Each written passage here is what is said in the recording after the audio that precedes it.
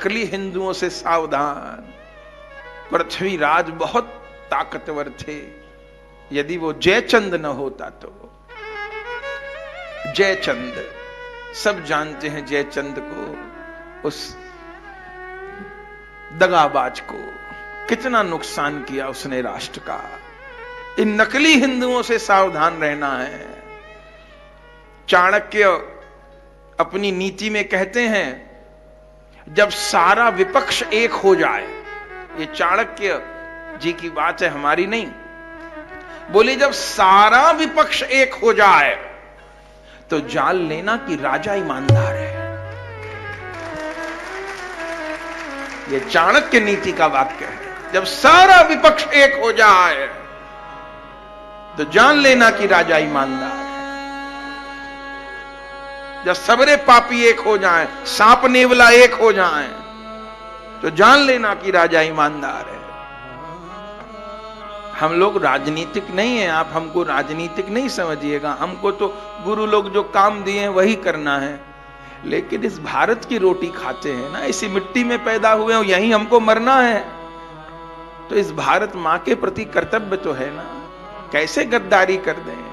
जिस धर्म की रोटी खाते हैं उसके प्रति गद्दारी कैसे कर दें? ये रोम रोम भारत माता की सेवा के लिए है। हम लोग जन्मे भी यहीं, हमको मरना भी इसी मिट्टी में है। एक भगवत भक्त ही राष्ट्र भक्त होता है। आप कहीं देख लीजिएगा, जो भगवत भक्त नहीं थे ना, केवल राष्ट्र भक्त बनते थे, उन्होंने देश को लूट लूट के खाया। जो भगवत भक्त थे वही राष्ट्र भक्त थे। आप देख लीजिएगा, कहीं घुमा के देख लीजिएगा। सरदार वल्लभ भाई पटेल, देश आजाद हुआ, सबसे पहले सोमनाथ का मंदिर बनवाया।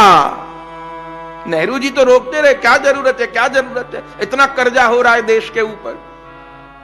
वल्लभ भाई पटेल ने कहा, तुम्हारे कपड़े विदेश में धुलने जाते हैं, विदेश में मत भेजा करो धुलने, इतना कर्जा हो रहा है तो। और इतने हजार की सिगार पीते हो, न पिया करो। एक भगवत भक्त ही राष्ट्र भक्त होता है। सोमनाथ का मंदिर, और ये कहा कि सोने का मंदिर था जो मोहम्मद गौरी ने तोड़ा था, तो सोने का ही बनाऊंगा। कि कहां से पैसा आएगा? वल्लभ भाई पटेल ने कहा, सरकारी खजाने में पैसा नहीं था, वैसे ही पैसा नहीं था, अंग्रेज खा गए सब। और गांधी जी 55 करोड़ रुपया पहले दिए पाकिस्तान को, बाद में और 55 करोड़ की बात कह दी। 55 करोड़ उस समय था, 5000 करोड़ रुपया पैसा कहां था? भुखमरी फैली थी पहले, पर फिर दोबारा 55 करोड़ देने की बात कह दी। तो पैसा कहां से आएगा मंदिर बनाने को? वल्लभ भाई पटेल ने कहा, मैं सरकार से 1 रुपया नहीं लूंगा,